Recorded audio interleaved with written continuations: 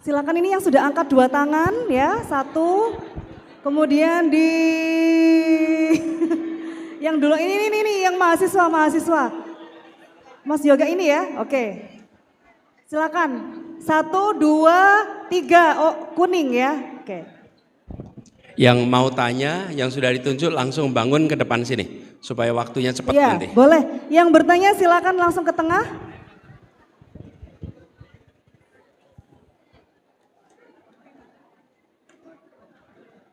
Ya, silakan dari situ. Bismillahirrahmanirrahim. Assalamualaikum warahmatullahi wabarakatuh. Waalaikumsalam. Terima kasih Pak Anies atas waktu yang telah diberikan kepada saya. Ini pertanyaan yang Namanya siapa Mbak? Oh, mohon maaf, perkenalkan nama saya Rizkia. Rizkia. Rizkia. Ya. Ya. Dalam kesempatan ini izinkan saya bertanya.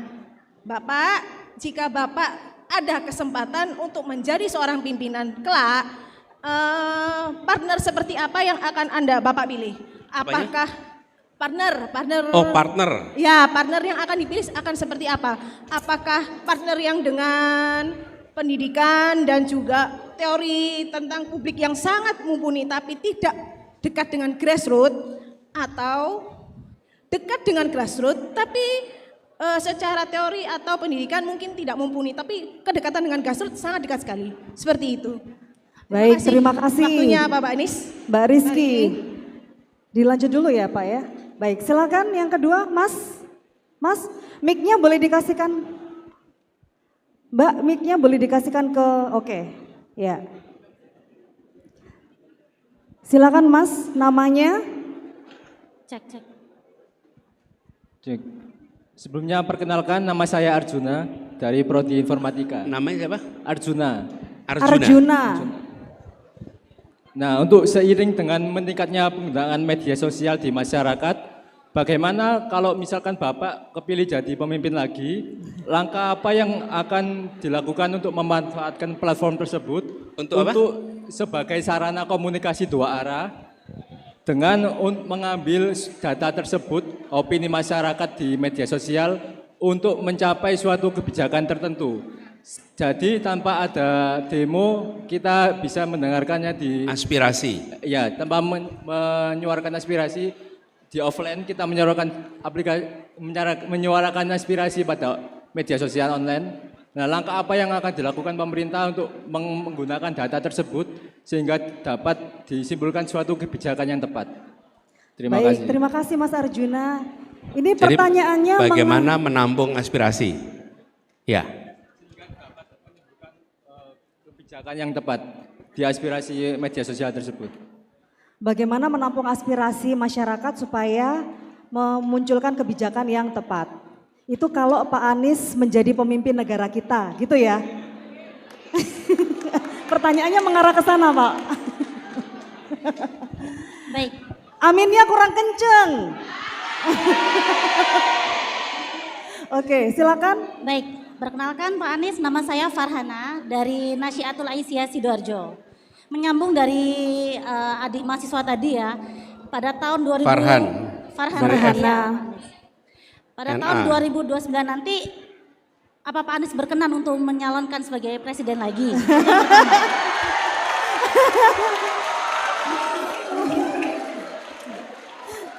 Kemudian yang kedua, jika Pak Anies terpilih, bagaimana pandangan Pak Anies terkait MBG yang mana itu dananya banyak mengambil daripada dana pendidikan Pak, seperti itu. Gini. Pendapat Bapak terkait MBG yang mana dananya itu mengambil banyak daripada dana pendidikan. Seperti itu. Terima kasih. Mbak Farhan, menurut Anda gimana?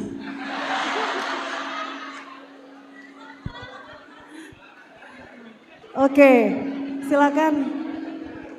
Perkenalkan, nama saya Ari dari Prodi Informatika. Izin bertanya, apabila kita sebagai pemimpin kehilangan kepercayaan, bagaimana kita bisa menggapai trust itu kembali kepada pemimpin kita? Bagaimana bila kehilangan kepercayaan, bagaimana kita bisa mendapatkan trust itu kembali? Ya. Namanya siapa Namanya Mas? Mas. Ari. Ari. Ari. Oke, terima kasih, cukup ya. Teman-teman, nanti kalau cukup waktunya kita akan buka pertanyaan lagi ya. Silakan Bapak. Baik, dari 4 pertanyaan merujuk ke sebenarnya bisa dijadikan satu ya nanti. Bapak ada yang mau tanya lagi masih boleh? Ada yang mau tanya lagi masih boleh? Anak SMA, boleh untuk anak SMA. Boleh, silakan yang kenceng ngomongnya ya. Ya silakan. Yang kenceng ngomongnya nggak apa-apa.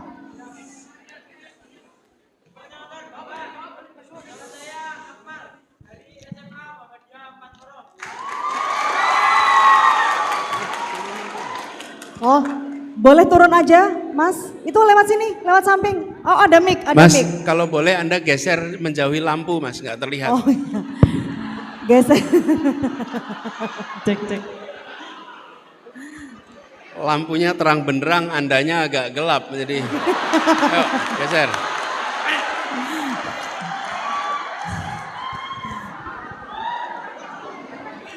Ya, silakan Mas. Perkenalkan Bapak, nama saya Muhammad Akmal Irsyad dari SMA Muhammadiyah 4 Porong. Izin bertanya Bapak, bagaimana Bapak mengukur keberhasilan suatu kebijakan agar benar-benar dirasakan manfaatnya oleh masyarakat kecil, bukan hanya terlihat dari bagusnya laporan yang telah dibuat. Baik, terima kasih. Terima kasih. Singkat, padat, jelas. SMA Porong. Oke. Bisa disebutkan contohnya yang Anda lihat apa? Contohnya seperti MBG Bapak.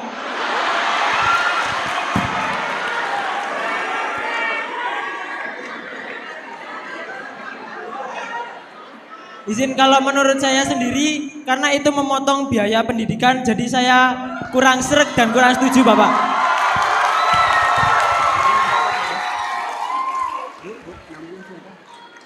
Namanya Akmal ya? Iya. Akmal. Terima kasih Bapak. Mas Akmal. Terima kasih Bapak. Ya.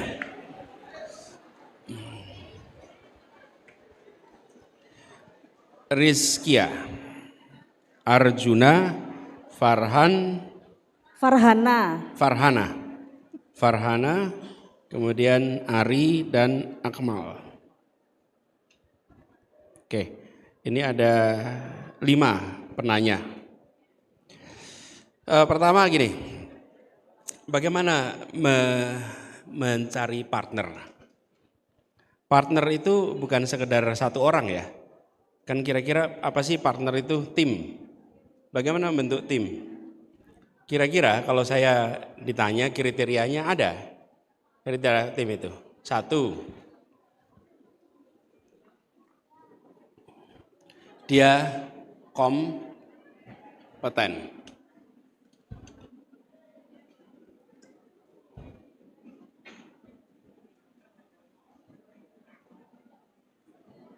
Kedua,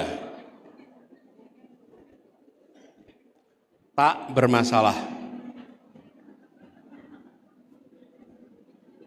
Kenapa saya istilahkan tak bermasalah? Karena mengukur ini agak sulit. Kecuali teman-teman punya alat ukurnya. Ukur integritas itu sulit.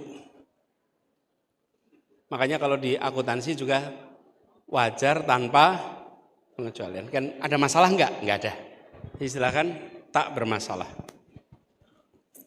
Ya itu. Yang ketiga, relevan. Orang kompeten tapi enggak relevan. Sulit kita untuk bisa menempatkannya. Harus orang yang relevan dengan pekerjaan. Relevan. Yang ketiga, yang keempat, rekam jejak.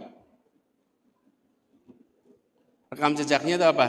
Berprestasi atau tidak berprestasi. Dari situ nanti akan terlihat nih. Jadi teman-teman, ini rumus bukan sekedar untuk nyari pasangan pasangan dalam artian proses politik, bukan. Ini kalau membentuk tim. Kalau Anda membentuk tim, kira-kira coba pikirkan, kompeten, tak bermasalah, relevan, dan nah lalu ada satu bonus nih. Bonusnya apa?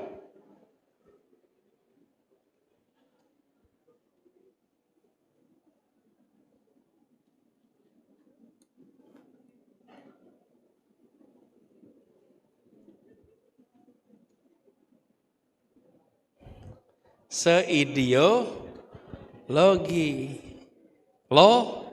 Loyalnya bukan pada pribadi, pada ideologi. Sehingga bisa berkelanjutan. Jadi kalau saya ditanya membentuk tim, itu jawabnya. Gitu ya Rizka. Dan kita jangan pernah sekedar bayangkan dekat dengan grassroots apa tidak. Ini bagian dari kompetensi. Kompetensi itu salah satunya adalah dia bisa berinteraksi dengan semua stakeholder. Dan stakeholder itu ada atas, bawah, tengah. Semuanya itu stakeholder. Itu harus bisa diatur. Oke. Arjuna, bagaimana menampung aspirasi jadi kebijakan? Jadi aspirasi warga, rakyat itu banyak sekali. Anda juga ketika nanti jadi pemimpin mahasiswa, itu Anda akan ketemu dengan aspirasi yang begitu banyak. Maka nomor satu, bukakan kanal yang bisa menjangkau semua. Buka kanal itu. Saya dulu bertugas di DKI, penduduk kotanya itu 11 juta. Karyawan DKI-nya 200.000. Yang saya pimpin sebanyak itu, 200.000 orang, 11 juta penduduk. Bagaimana? Dibuat ada 7 kanal. 7 kanal. Dari mulai yang digital sampai yang ada di kelurahan, di kantornya, semua kanal itu dibuat. Supaya siapa saja bisa menyampaikan aspirasi. Lalu dicatat. Jadi teman-teman, kita membuat sebuah sistem namanya Jaki. Jaki itu adalah sistem, pernah dengar Jaki? Nah, ya, dan Jaki itu menjadi aplikasi kota terbaik di Asia Tenggara, mengalahkan Singapura. Singapura kalah sama kita. Saya bilang kalau ngalahin kota lain di Indonesia biasa. Tapi kalau bisa mengalahkan Singapura, apa?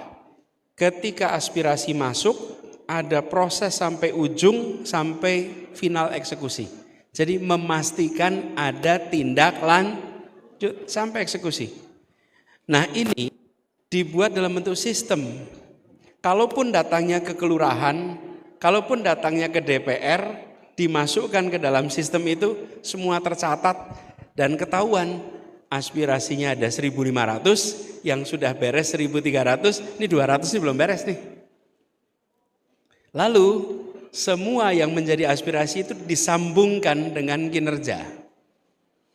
Sehingga eksekusi yang baik mendapatkan reward tunjangan kinerja. Jadi itu teman-teman, sinkronnya. Jadi buat Arjuna, aspirasi itu seperti itu. Nah, tapi kadang-kadang kita muncul masalah. Aspirasinya apa? Di lapangan terjadi perbedaan pandangan antara aparat dengan rakyat. Sering nggak itu kejadian? Sering. Aparatnya melakukan ini, warga melakukan ini. Ada aturan yang berbeda. Nah, muncul aspirasi itu dalam bentuk unjuk rasa.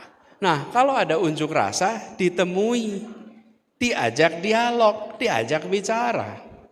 Dan kita tidak bisa memaksa warga untuk bicaranya sopan, nggak bisa.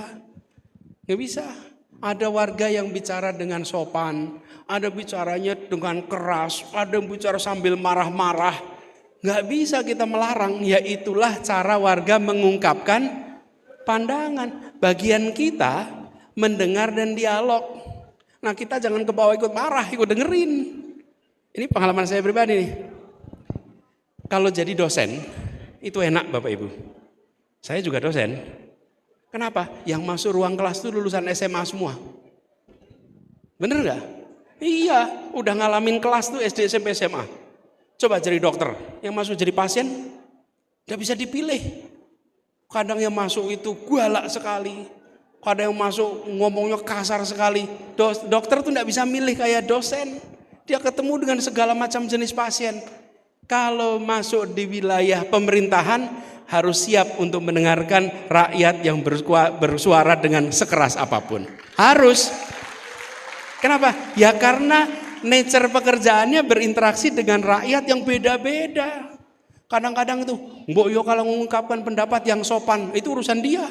Cara mengungkapkan pendapatnya, dengarkan, dialog, lihat substansinya.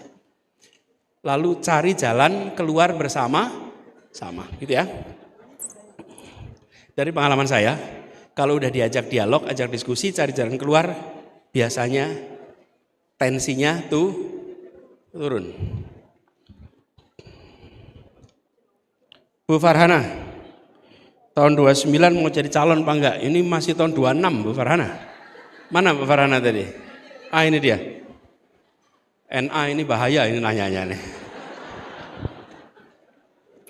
Jadi pokoknya gini, bagian kita itu bekerja untuk orang banyak. Saat ini saya bekerja membangun jembatan di mana-mana, bekerja bikin think tank untuk perkotaan. Jadi biarkan nanti proses 29 kita lihat nanti. Pokoknya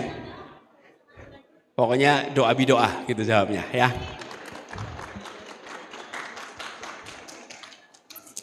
Yang kedua apa tadi dari beliau? Dari Ari. Kenapa Pak? Yang kedua apa tadi? Oh MBG, terkait MBG. Oh MBG, semua udah tahu kok MBG. Maka ditanya lagi. Tapi gini teman-teman.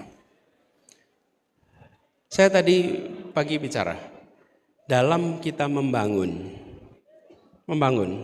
pendekatannya ada dua. Pendekatan programatik dan pendekatan movement. Kalau kita ingin membangun, menurut saya pendekatan harus pendekatan movement, pendekatan gerakan. Pendekatan gerakan itu artinya apa? Berikan kepercayaan kepada rakyat. Kami di Jakarta pernah membuat program sarapan pagi untuk warga di Jakarta, anak-anak sekolah. Pengadaan barang jasa itu 4 tipe.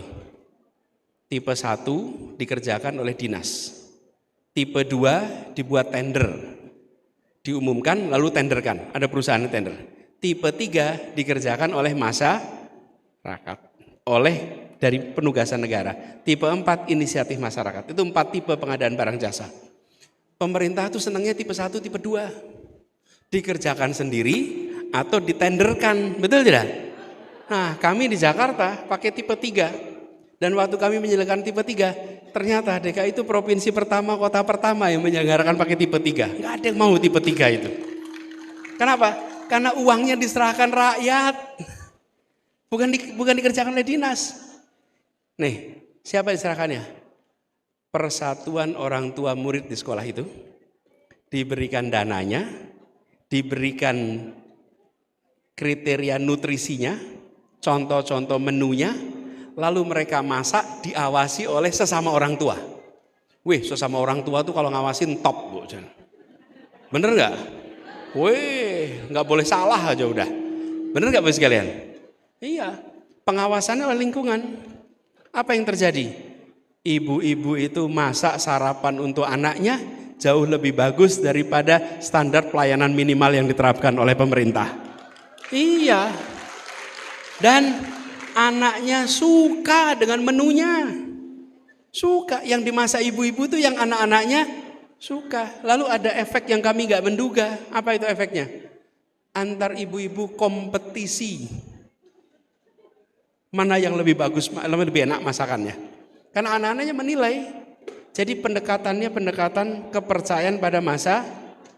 Nah, kalau itu dikerjakan, saya jamin program-program yang terkait langsung rakyat akan memiliki dampak yang lebih besar. Bukan dengan programatik, tapi dengan movement, pendekatan gerakan ya. Ini belum ngomong anggarannya. Anggarannya jauh lebih murah. Kalau pakai tipe 1, tipe 2, itu sering kalau saluran itu airnya keserap sama saluran. Talang teles namanya. Talang itu nggak boleh, talang itu nggak boleh telas, betul nggak? Kalau talang itu harus airnya 100% ngalir, bukan? Kalau talang nyerap gimana Bapak sekalian? Nah itu, keserapnya banyak lagi. Ari, mana Ari tadi? Ini pertanyaan bagus nih Ari ini. Ari tanya begini, Pak, kalau kepercayaan hilang gimana?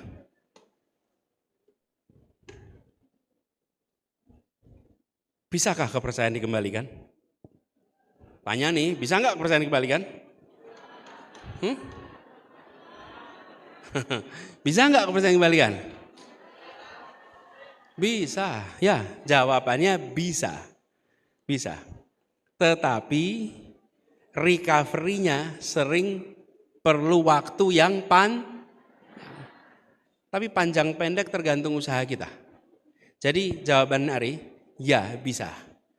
Lalu cari sebab mengapa terjadi penurunan kepercayaan. Apa penyebabnya? Jadi kalau misalnya tadi di sini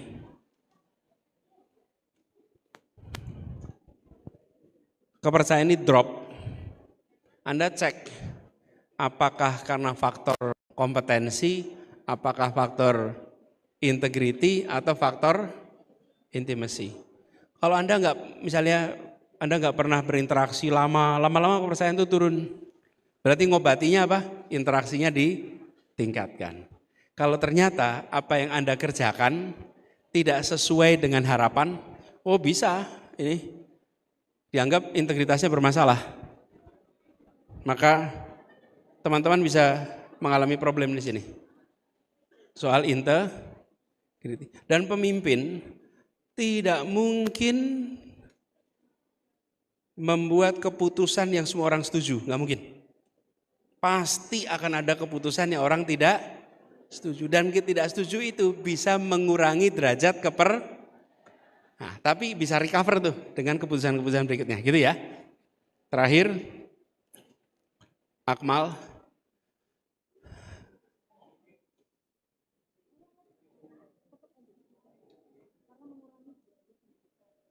Ya, Akmal mana tadi? Amal, kamu turun Akmal.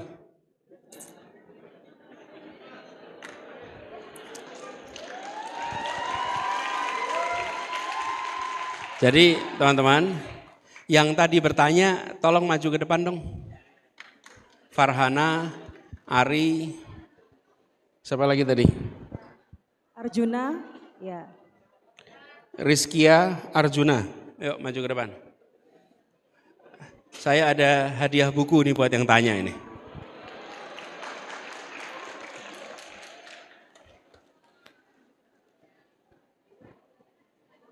Maju ke atas. Silakan naik.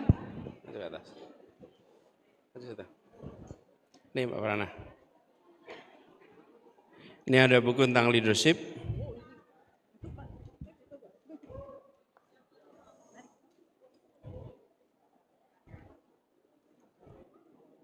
Nah, oke, makasih.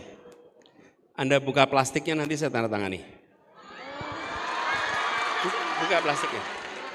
Nah, sambil mereka mengerjakan, ini namanya multitasking, sambil saya jawab pertanyaan Akmal tadi. Ya, nanti siapin, nggak apa. Biar buka plastik dulu nih. Mundur aja dulu dikit, mundur dikit. Nah gitu, ya oke.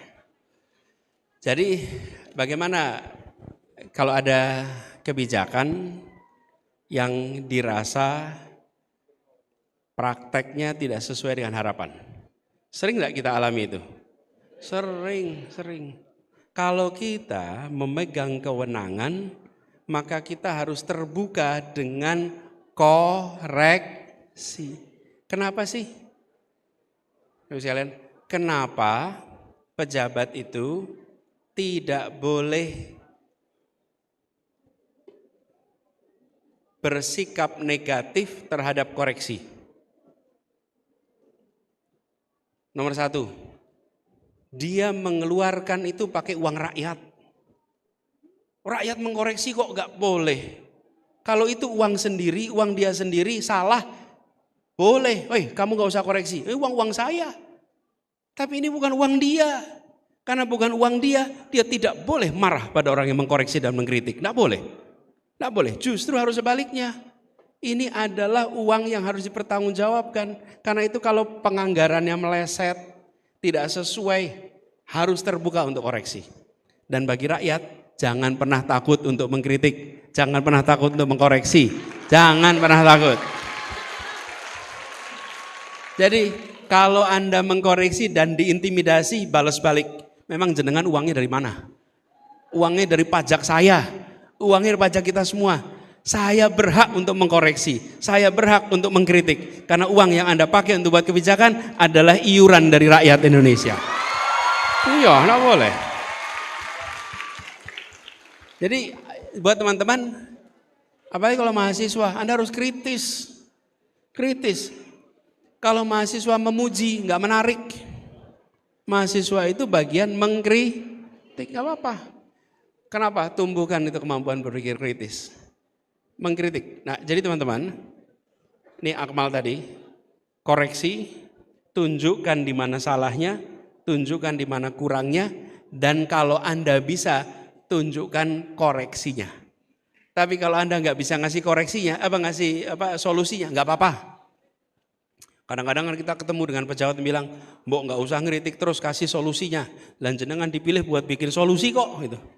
Anda itu dipilih buat ngasih solusi kok. Saya menunjukkan sebatas kritik, boleh. Bagiannya mereka yang buat solusi. Bagian rakyat menyampaikan sampai kritik saja, nggak apa-apa, cukup. Sehingga teman-teman, kita akan bisa mengoreksi. Kenapa sih di pemerintahan itu selalu harus ada, kalau naik mobil, kalau Anda pernah nyetir, ada namanya front view, pandangan ke depan. Terus ada namanya pandangan ke belakang, namanya pakai kaca spion. Pertanyaan, apakah pandangan ke depan dan kaca spion sudah memberikan informasi 360 derajat? Ada namanya blind spot, ya kan? Yang nggak kelihatan tuh pakai kaca spion di sini, nggak kelihatan pakai kaca spion di sini, betul tidak?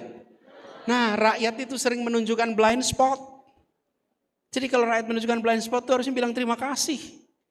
Bukan kemudian malah protes. Jadi Akmal, kalau ada kebijakan yang meleset, termasuk MBG, sampaikan kritiknya, sampaikan koreksinya, tunjukkan di mana salahnya, biar pemerintah nanti mengkoreksi. Gitu ya. Nah, ada pertanyaan, ada tadi yang tanya, bagaimana menilai keberhasilan? Kalau menilai keberhasilan, Anda lihat rencananya. Pemerintah berencana membangun 300 fakultas kedokteran. Anda cek, udah berapa yang terbangun sekarang? Pemerintah berencana membangun 300.000 jembatan di pedesaan. Anda cek, udah jadi belum? Menyiapkan MBG, SD, SMP, SMA, dan ibu hamil. Sudah berapa persen yang jadi? Berencana untuk pertumbuhan ekonomi 8%. Anda cek, udah jadi apa belum? Jadi menilai keberhasilan itu dari rencana dibandingkan dengan pelaksanaan. Itu cara menilainya. Teman-teman, waktunya sudah habis. Senang bisa berinteraksi, senang bisa tukar pikiran. Insya Allah satu saat nanti kita akan ngobrol lagi. Ya, semoga dialog kita memberikan manfaat bagi saya juga belajar, bagi teman-teman juga belajar. Dan selamat meneruskan program sampai tuntas. Yang sedang skripsi mudah-mudahan segera selesai. Amin. Yang sedang kuliah mudah-mudahan kuliah-kuliahnya bisa jalan dengan baik. Amin. Titip, jadi mahasiswa yang sibuk, jangan mahasiswa yang waktunya longgar. Terima kasih. Assalamualaikum warahmatullahi wabarakatuh. Waalaikumsalam warahmatullahi wabarakatuh. Boleh foto bersama dulu dengan para penanya ini ya Pak Anies.